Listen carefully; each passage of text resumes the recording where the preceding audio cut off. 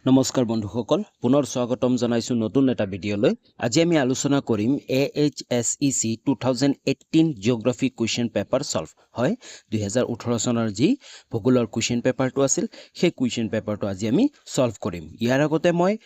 2018 question পেপাৰৰ part 1 video বনাইছো যদি তোমালোকে ভিডিঅটো চোৱা নাই তেনেহলে ডেসক্ৰিপচনত যোৱা লিংক আছে তোমালোকে লিংকত ক্লিক কৰি পাৰ্ট 1 ভিডিঅটো আগত চাই লবা তাৰ পিছত তোমালোকে পাৰ্ট 2 ভিডিঅটো চাবা ওকে দ্বাদশ শ্ৰেণীৰ ভূগোল পুৰণি প্ৰশ্ন কাকত যদি প্ৰথমবাৰ চেনেলটোলৈ ভিজিট কৰিছা তেনেহলে চেনেলটো সাবস্ক্ৰাইব কৰি লোৱা লগতে বেল আইকনটো প্ৰেছ কৰি অল কৰি লবা তো আহা আজি আমি 2018 চনৰ জিওগ্ৰাফি কোৱেশ্চন পেপাৰটো আলোচনা কৰো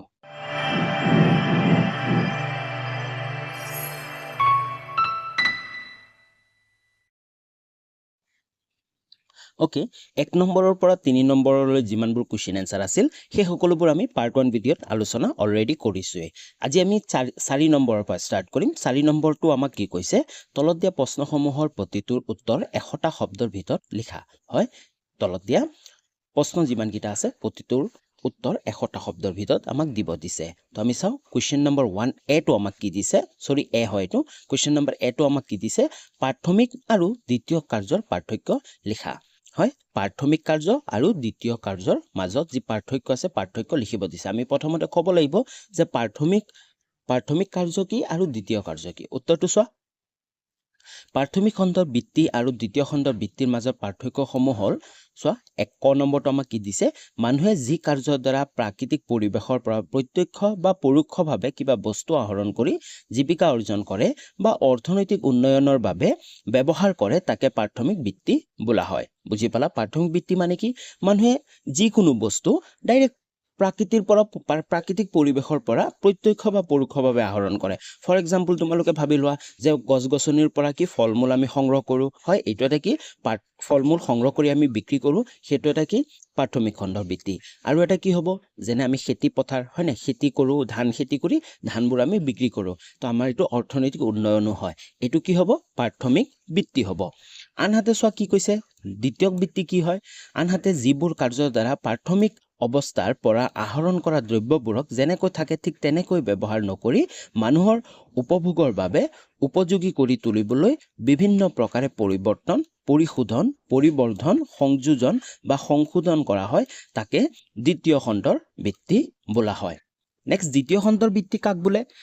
প্ৰকৃতিৰ পৰা আমি যিবোৰ বস্তু আহৰণ কৰিলো সেই বস্তুবোৰক ডাইৰেক্ট যেনেকৈ আছে তেনেকৈ ব্যৱহাৰ নকৰি তাৰ অলপ মডিফাই কৰিলো হয়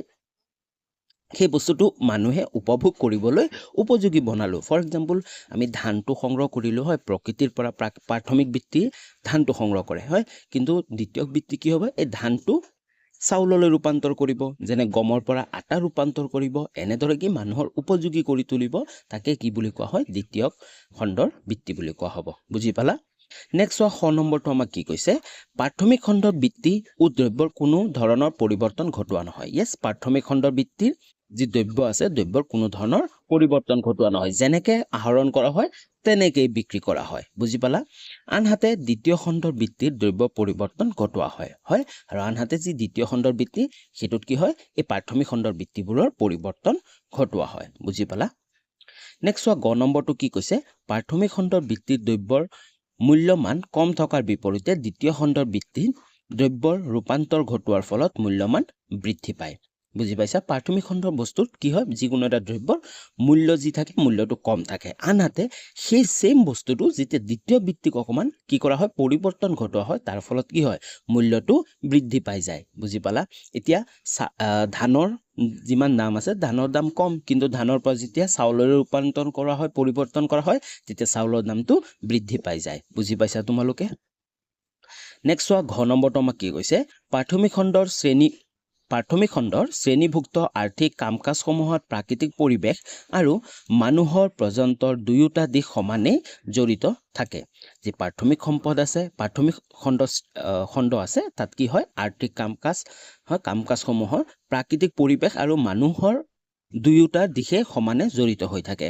আনহাতে দ্বিতীয় খণ্ডৰ উদ্যোগত প্ৰাকৃতিক পৰিৱেশতকৈ মানুহৰ প্ৰজন্তৰ দিশটো অধিক গুৰুত্বপূৰ্ণ আনহাতে দ্বিতীয় খণ্ডৰ কি হয় মানুহৰ প্ৰকৃতিৰ পৰা মানুহৰ যি গুৰুত্ব আছে সেইটো অতিকৈ বেছি বুজি পাইছা তো আশা কৰোঁ তোমালোকে এই কুৱেশ্যনটো বুজি পালা এ নম্বৰ প্ৰাথমিক আৰু দ্বিতীয় কাৰ্যৰ পাৰ্থক্য ওকে নেক্সট কুৱেশ্যন লাগবাহো নেক্সট কুৱেশ্যনটো চোৱা বি নম্বৰ কুৱেশ্যনটো আমাক কি কৈছে পৃথিৱীৰ কোনবোৰ প্ৰধান অঞ্চলত আকাশী পথৰ ঘনত্ব অধিক হয় কোনবোৰ অঞ্চলত আকাশী পথ মানে বিমান যি এৰোপ্লেন যোৱা সেই পথৰ ঘনত্ব অধিক উত্তৰটো চোৱা আমেৰিকা যুক্তৰাষ্ট্ৰৰ পূৰ্বোত্তৰ ভাগ হয় আমেৰিকা যুক্তৰাষ্ট্ৰৰ যি পূৰ্বোত্তৰ ভাগ আছে সেই ভাগত আটাইতকৈ বেছি লগতে ইউৰোপৰ পশ্চিম ভাগ আৰু উত্তৰ পূব এছিয়াৰ অংশ হয় বুজি পালা তোমালোকে বি নম্বৰটো পৃথিৱীৰ কোনবোৰ প্ৰধান অঞ্চলত আকাশী পথৰ ঘনত্ব বেছি আমেৰিকা যুক্তৰাষ্ট্ৰৰ পূৰ্বোত্তৰ ভাগ আৰু ইউৰোপৰ পশ্চিম ভাগ আৰু উত্তৰ পূব এছিয়াৰ অংশ ওকে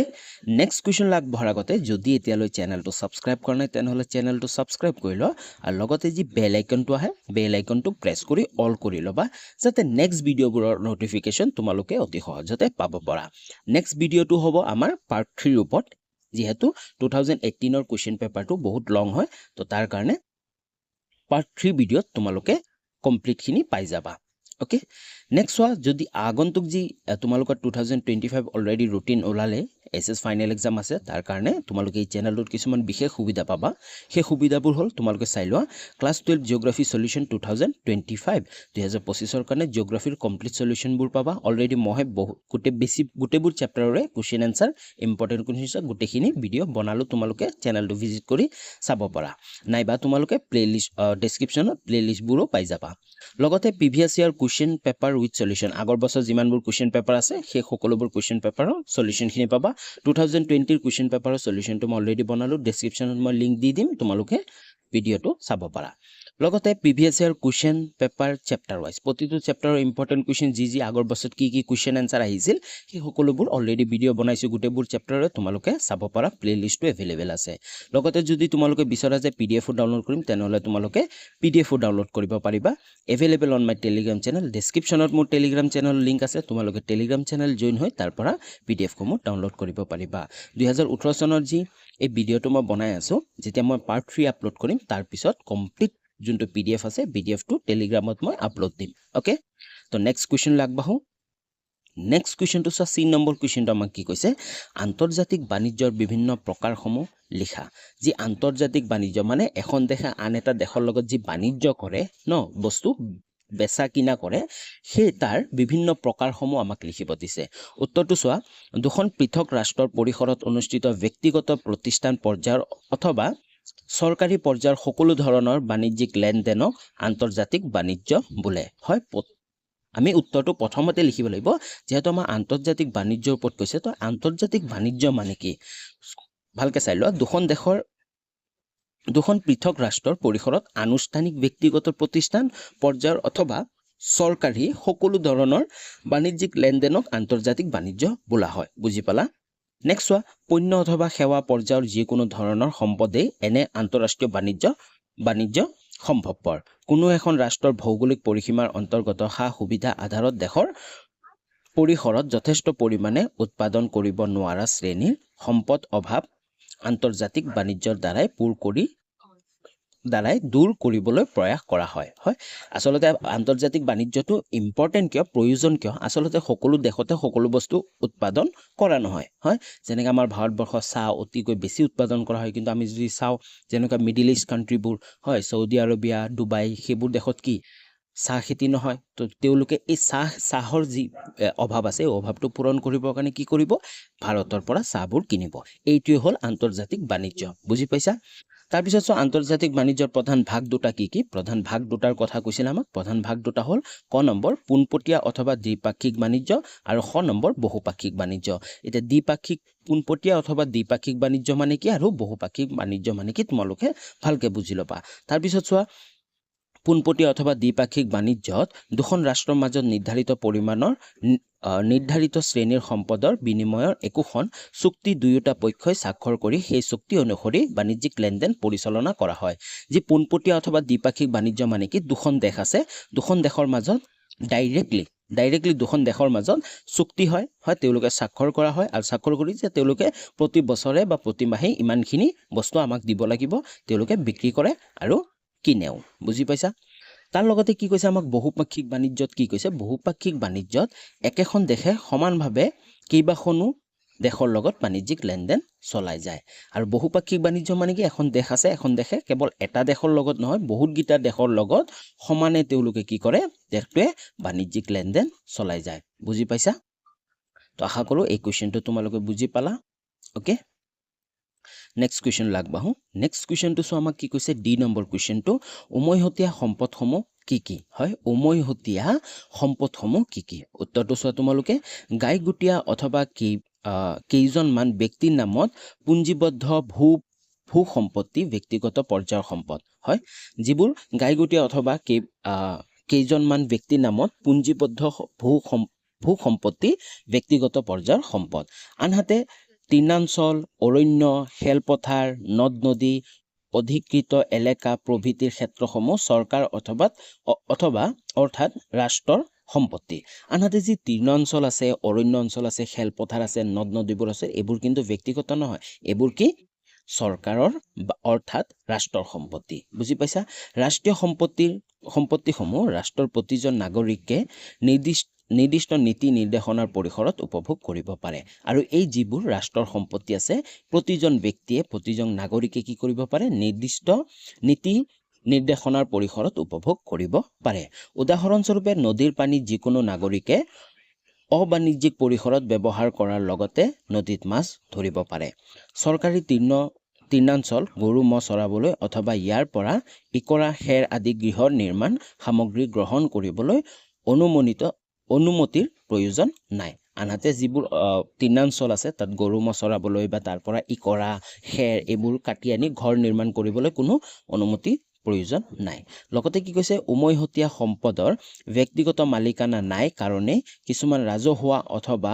সাংবিধানিক নীতি নিয়মৰ পৰিসৰত এনেবোৰ সম্পদ প্ৰতিজন নাগৰিকৰ সন্নিধ অথবা ব্যৱহাৰযোগ্য হৈ থাকে আৰু যি এইবোৰ গোটেইবোৰ কি উমৈহতীয়া সম্পদ মনত ৰাখিবা যি উমৈহতীয়া সম্পদৰ কথা কৈছে উমৈহতীয়া সম্পদবোৰ মানে হ'ল যিবোৰ কোনো ব্যক্তিগত সম্পদ নহয় সকলোৱে ব্যৱহাৰ কৰিব পাৰে যিবোৰ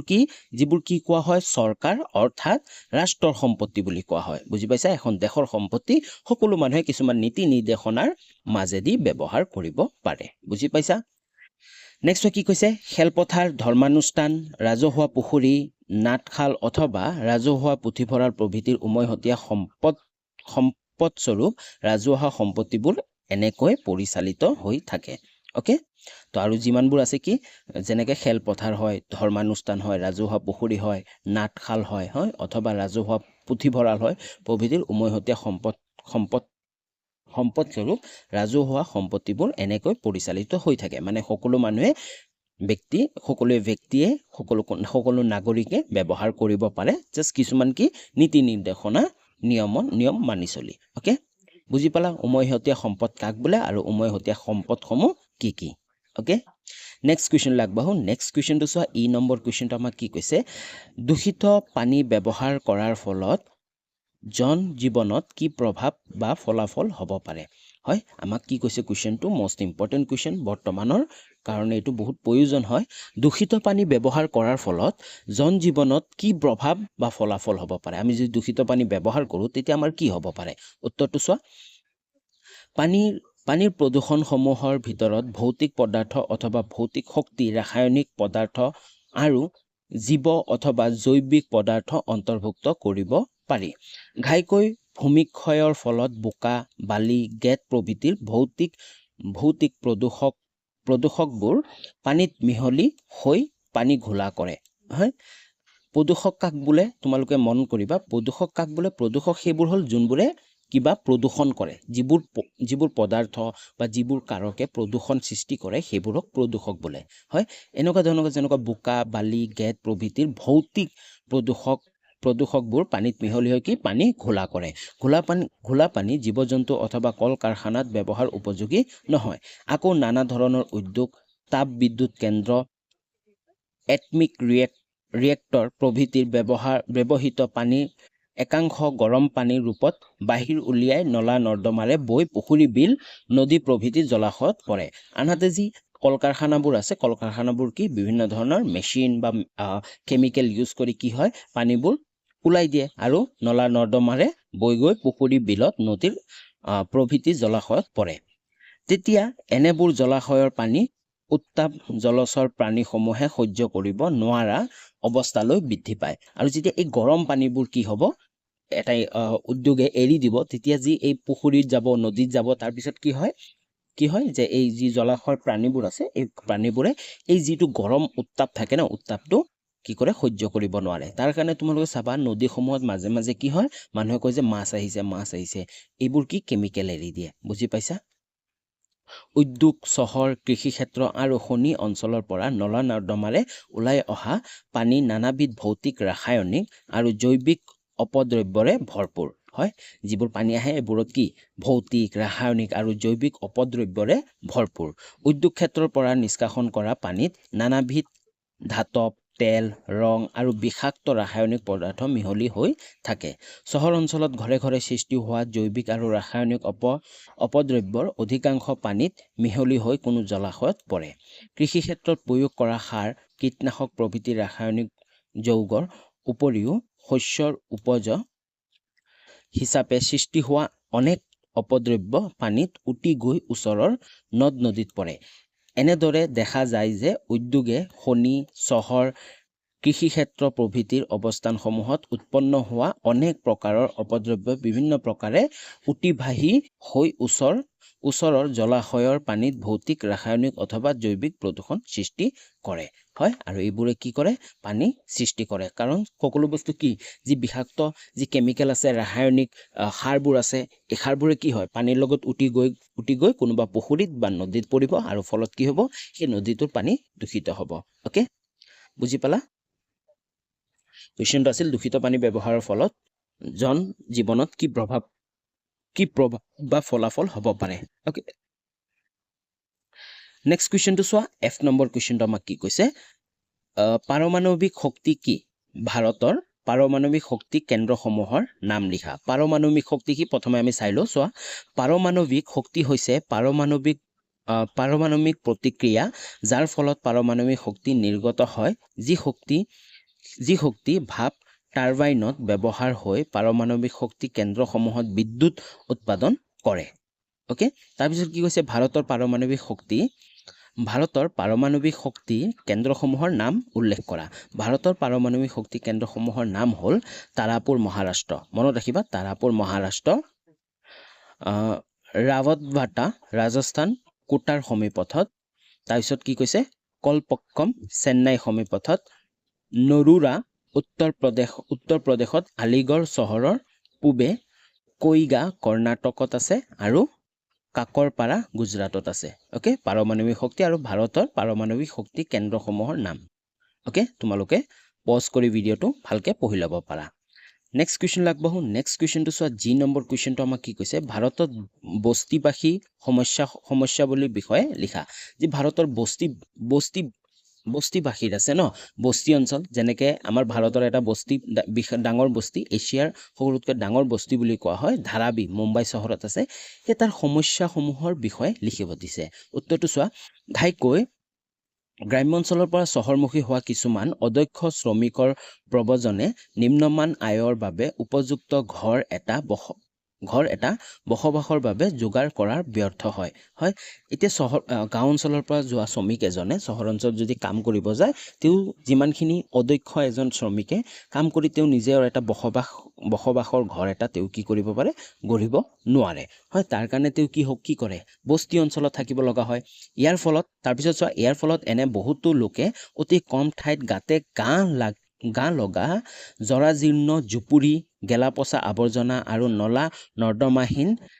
গেৰেকনি অথবা ধোঁৱা ছাই ধূলি বালিৰে সৈতে বস্তি এলেকা এটাত নিকিন জীৱন যাপন কৰে হয় তাৰ ফলত কি তেওঁলোকে অতি কম ইনকামৰ কাৰণে তেওঁলোকে বস্তি অঞ্চলতে একেবাৰে গা লাগি থকা ঘৰবোৰ তোমালোকে দেখা পাইছা ফটোত বহুত দেখা পাই থাকা তো তাতে কি তেওঁলোকে জীৱন যাপন কৰে এই বস্তিসমূহত আৰ্থিকভাৱে দুৰৱস্থা সম্পন্ন শ্ৰেণীটোৱে থিতাপি লয় এই অঞ্চলসমূহৰ ৰ'দ বতাহ নুসুমোৱা বা কোনো ক্ষেত্ৰত ৰ'দ বতাহেৰে আক্ৰান্ত আৰু খোৱা পানী পোহৰ শৌচাগাৰ প্ৰভৃতিৰ ন্যূনতম সা সুবিধাখিনিৰ অভাৱ ঘটা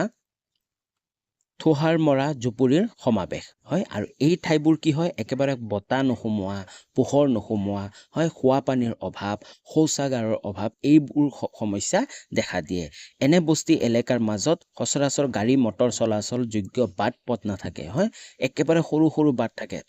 তাত কি গাড়ী মটৰ ভালকে চলিবই নোৱাৰে সেয়েহে চিকিৎসা অগ্নি নিৰ্বাপক সেৱাৰ পৰাও এনেবোৰ এলেকা বহু সময়ত বঞ্চিত হ'ব লগা হয় তো তাৰ কাৰণে কি হয় চিকিৎসা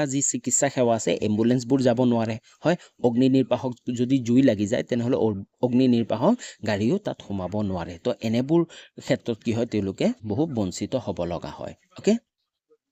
তাৰপিছত চোৱা কি কৈছে এনেবোৰ বস্তি এলেকাৰ বেছিভাগ লোকে অধিক কষ্টসাধ্য আৰু বিপদসংকুল কৰ্ম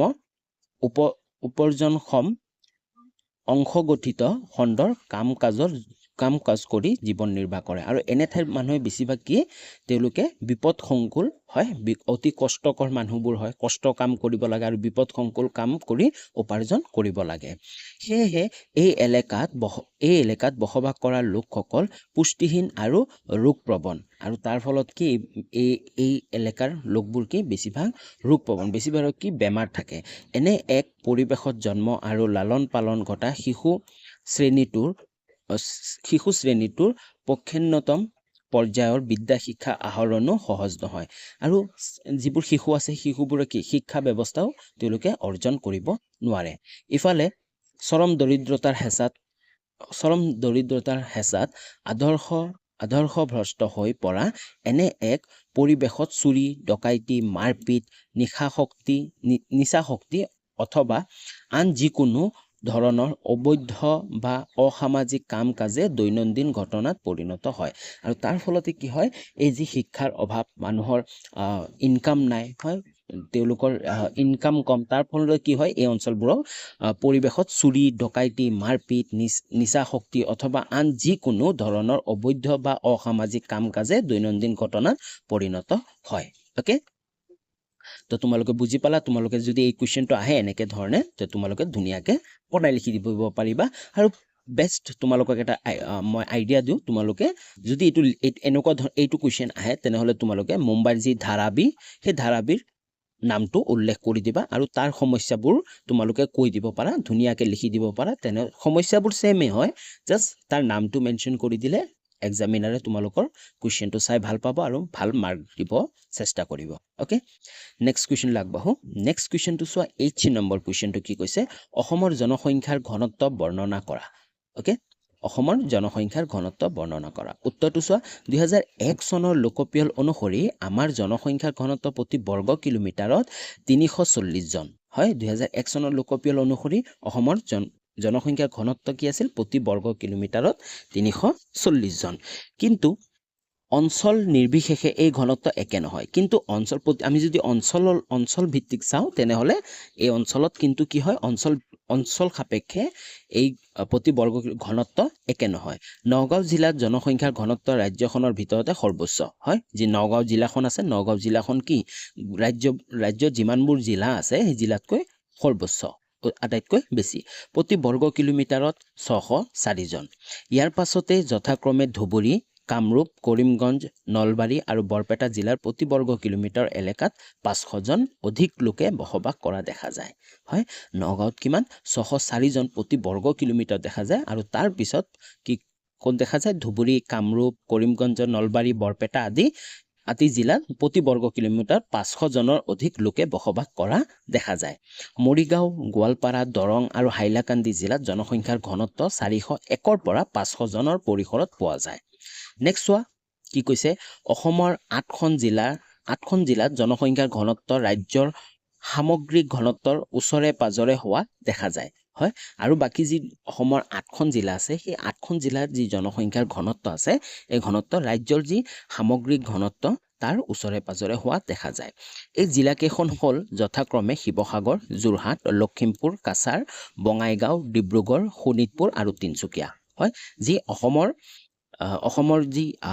প্ৰতি বৰ্গ কিলোমিটাৰ যি ঘনত্ব আছিল 340 এই 340 জনৰ আশে-পাশে হোৱা দেখা যায় যোৰহাট লখিমপুৰ কাছাৰ বঙাইগাঁও ডিব্ৰুগড় শোণিতপুৰ আৰু তিনচুকীয়া জিলাত বাকি বাকী কেইখন জিলাৰ ভিতৰত কোকৰাঝাৰ গোলাঘাট আৰু ধেমাজি জিলাত জনবসতি সেৰেঙা হোৱা দেখা যায় তাৰ পিছত যিবোৰ বাকী যিমান জিলা আছে যে কোকৰাঝাৰ আছে গোলাঘাট আছে ধেমাজি আছে এই জিলা কেইখনৰ জনবসতি সেৰেঙা হোৱা দেখা যায় তাৰ পিছত চোৱা পাৰ্বত্য জিলা কাৰ্বি আংলং আৰু উত্তৰ কাছাৰ জিলাক এতিয়াও বিৰল জনবসতি এলেকা ৰূপে গণ্য কৰা হয় আনহাতে যি পাৰ্বত্য জিলা দুখন আছে আমাৰ কাৰ্বি আংলং জিলা আৰু উত্তৰ কাছাৰ জিলা সেই জিলা দুখনক এতিয়াও কি বিৰল জনবসতি এলেকা ৰূপে গণ্য কৰা হয় ওকে বুজি পালা তো অসমৰ জনসংখ্যাৰ ঘনত্ব আহিলে তোমালোকে ধুনীয়াকে লিখিব পাৰিবা ওকে কিন্তু তোমালোকক দি দিব পাৰে এটো যেহেতু 2001 চনৰ লোকপিয়ল মতে উত্তৰটো আছে কিন্তু তোমালোকক মেনশন কৰি দিব পাৰে 2011 চনৰ লোকপিয়ল মতে লিখিবা হয় কাৰণ 2001 বাৰ কোৱেশ্চনটো এনেকৈ দিব পাৰে 2011 চনৰ লোকপিয়ল অনুসৰি অসমৰ জনসংখ্যাৰ ঘনত্ব বৰ্ণনা কৰা ওকে কাৰণ 2021 ৰ যি লোকপিয়ল হেতু ওলোৱা নাই নেক্সট কোৱেশ্চন লাগবাহু নেক্সট কোৱেশ্চনটো চোৱা আই নম্বৰ কোৱেশ্চনটো আমাক কি কৈছে প্ৰদূষণ আৰু প্ৰদূষকৰ মাজত পাৰ্থক্য কি এক নম্বৰ কোৱেশ্চনতে মই কৈছিলো প্ৰদূষণ কাক বোলে আৰু প্ৰদূষক কাক বোলে ওকে চাই লোৱা তোমালোকে ঘাইকৈ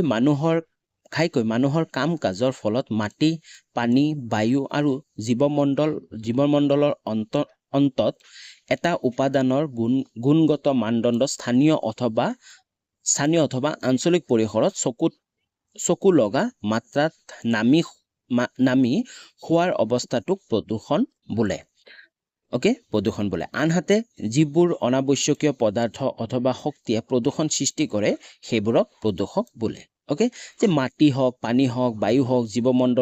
জীৱমণ্ডলে হওক এইবোৰ যেতিয়া দূষিত হয় ন তাক কি বুলি কোৱা হ'ব প্ৰদূষণ বুলি কোৱা হ'ব আনহাতে যিবোৰ অনাৱশ্যকীয় পদাৰ্থ অথবা শক্তিয়ে প্ৰদূষণ সৃষ্টি কৰিব সেইবোৰক কি বুলি কোৱা হ'ব প্ৰদূষক বুলি কোৱা হ'ব ওকে নেক্সট কোৱেশ্চনটো চোৱা জে নম্বৰ কোৱেশ্চনটো আমাক কি কৈছে অসমৰ চাহ উদ্যোগৰ বিষয়ে এটা লেখ দিয়া ওকে এই ধৰণৰ কোৱেশ্চন কিন্তু প্ৰতি বছৰতে আহে অসমৰ চাহ উদ্যোগ আহিব পাৰে বা অসমৰ ধান উদ্যোগ হয় অসমৰ ধান উদ্যোগৰ বিষয়ে লিখা হয় এনে ধৰণৰ কোৱেশ্চন বহুত আহি থাকে উত্তৰটো চোৱা অসমৰ চাহ উদ্যোগ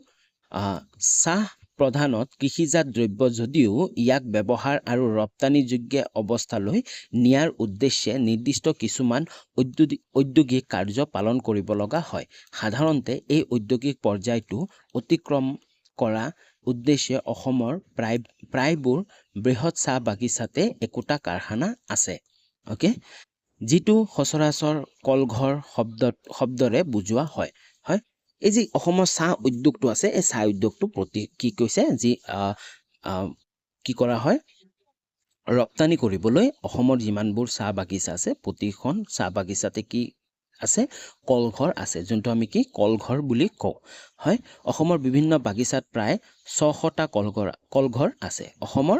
বিভিন্ন বাগিচাত কিমানটা আছে প্ৰায় 600টা কলঘৰ আছে 2002 পৰা 3 বৰ্ষৰ